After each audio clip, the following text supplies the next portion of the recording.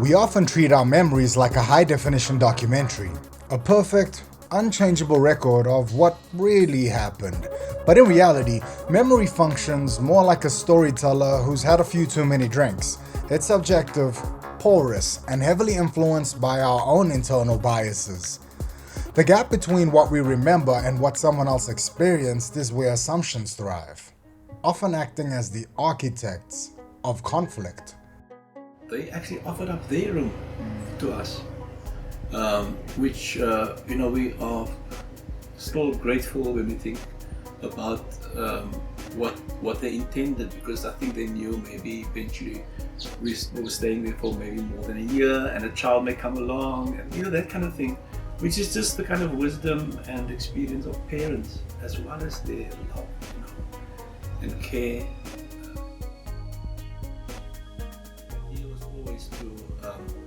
To work as hard as I could to get out of there and become independent, so that they get their lives back. So that was a huge sacrifice.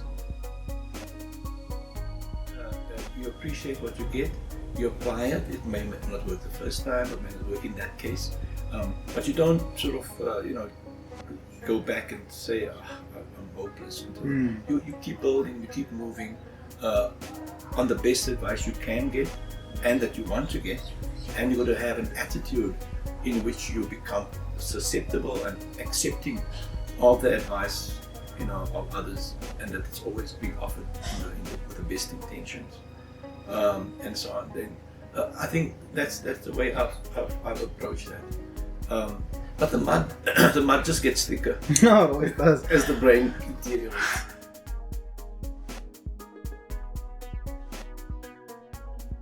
My dad was a special man, very quiet, strong, and caring. Parenting is 18 years of high-stakes improv, where the audience is also your co-star, and neither of you have seen the script. But where does the improv begin? It's a girl! Music is one of the first data sets a child processes. It starts in the womb with the rhythmic pulse of a heartbeat. This isn't just a sound, it is the beginning of pattern recognition. In the first 2 years, music acts as a bridge to language. Lullabies and simple rhythms help the brain categorize sounds. When parents sing, they slow down vowels. This helps infants map out the building blocks of speech. At this stage, the hardware is simple. Rattles and drums teach cause and effect. A child hits a surface and receives immediate auditory feedback. This builds the basic neural pathways for coordination. At the interactive stage, ages 3 to 6, parents act as the primary interface between a child and the world of sound. This is where the foundation of musical literacy is built, not through lessons, but through shared experiences. So, where did my shared experiences position me? My dad played piano for the church, so there was a lot of gospel music. He also played the accordion. I'm so embarrassed. But we don't need to get into that. My mom, she was part of the choir. Don't get me wrong, she could hit a note like an angel. Your voice is like a combination of Fergie and Jesus. And the gospel music didn't stop there. Oh no, we had prayer groups. There's nothing like the sound of a bunch of biddies shrilling at the top of their lungs to all things bright and beautiful to really traumatize a brother. And the trauma didn't stop there.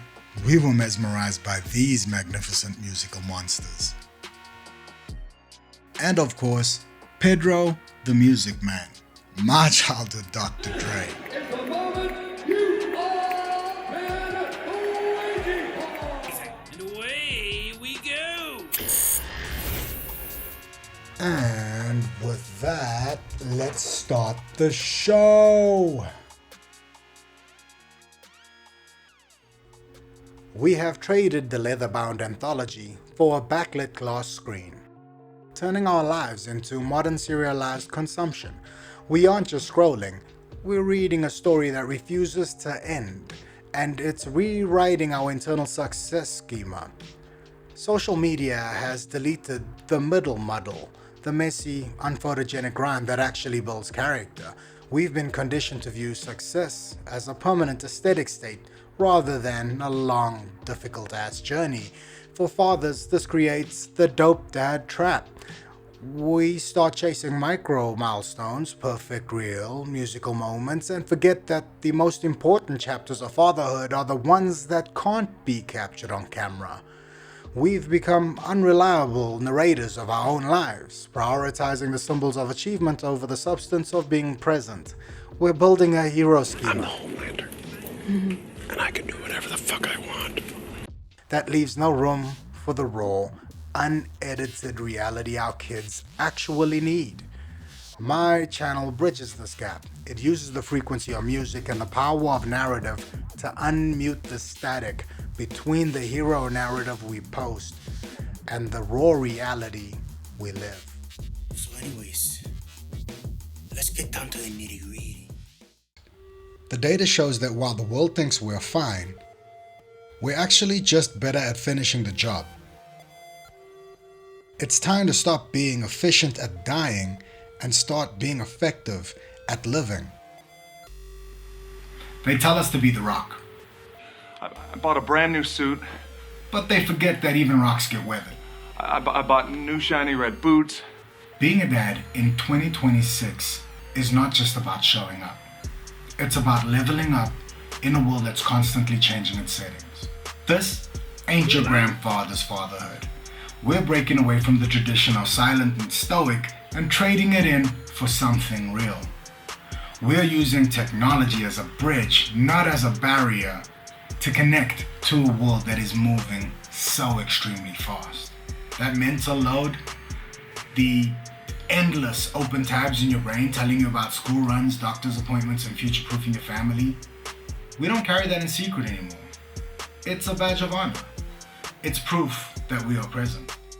And because we want our kids to be better than we were, we're doing all the work. We're healing loud, and we're turning up the volume on mental health and transparency so that the next generation doesn't have to guess what strength looks like. Surprise, motherfucker. Grab some coffee, plug in. Huh? Seems like TV from other dimensions has a somewhat looser feel to it. Yeah, it's got an almost improvisational tone. It's time to change the frequency. This is the Dope Dad Chronicles. Many people think musical education starts with a professional teacher and a scheduled lesson, but the reality is much simpler. It starts with you in your kitchen or your car between the ages of 3 and 6. Shake your ass. Watch yourself. Shake your ass. Show me what you're working with. This is the interactive stage. It is the moment a child moves from being a passive listener to an active creator. In this first episode, we are looking at the parent's role as the primary interface. We will talk about why those loud plastic instruments actually matter. We'll also look at how your daily habits set the stage for how your child processes information later in life. It isn't about making them a star, it's about helping them understand the world through sound. It's messy, it's noisy, and it's one of the most important things you'll do.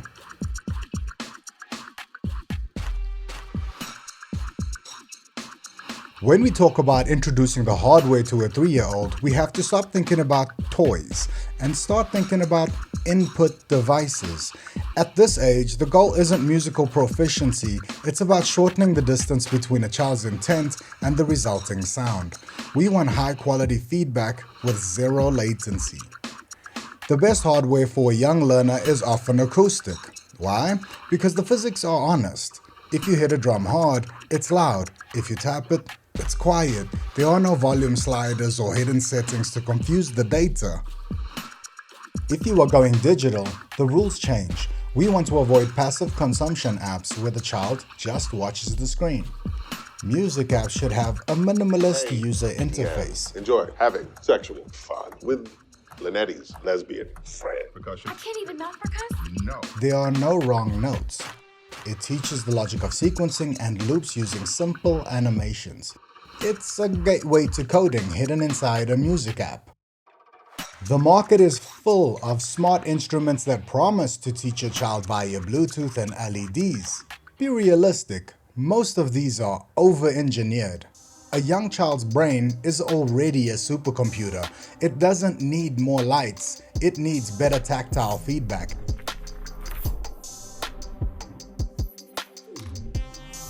You don't need to be a musician to influence the stage. In fact, parents who aren't pros often provide better feedback because they celebrate small wins without the pressure of perfection. Your main job here is curation. By choosing what plays in the car or kitchen, you are setting the default operating system for your child's taste. Children are hardwired for imitation. If you dance, they dance. If you hum while you work, they learn that music is a functional tool for mood regulation, not just a performance. This isn't about teaching notes, it's about showing that music is a natural part of being human. Singing together releases oxytocin. It's a low-tech way to strengthen the relationship. The goal is to move away from listening to doing with. The data shows a clear feedback loop. When a parent shows interest, the child persists. When the child persists, they feel more competent. This builds a sense of, I can do this. The most realistic advice, don't overthink it. You aren't training a virtuoso, you're helping a human learn to process complex patterns through joy and connection.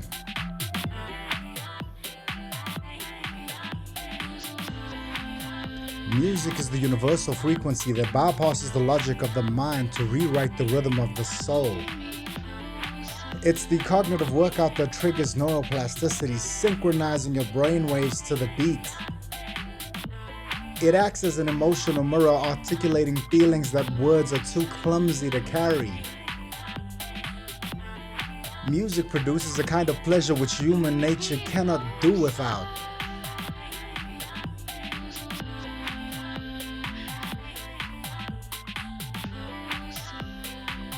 You spent years in the trenches, the early mornings, the long shifts, and the quiet weight of being the provider.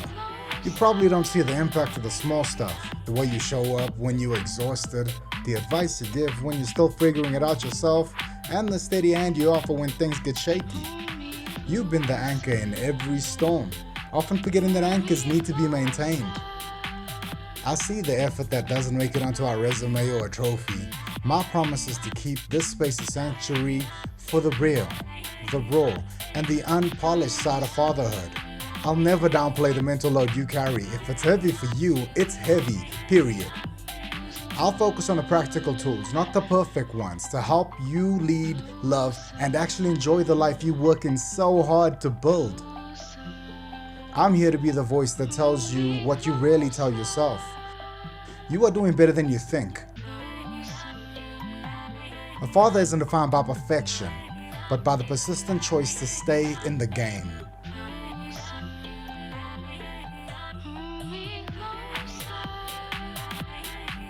In a world so big, we are so small. However, to the ones we love and that we are close to, we mean the world. What world am I creating for them?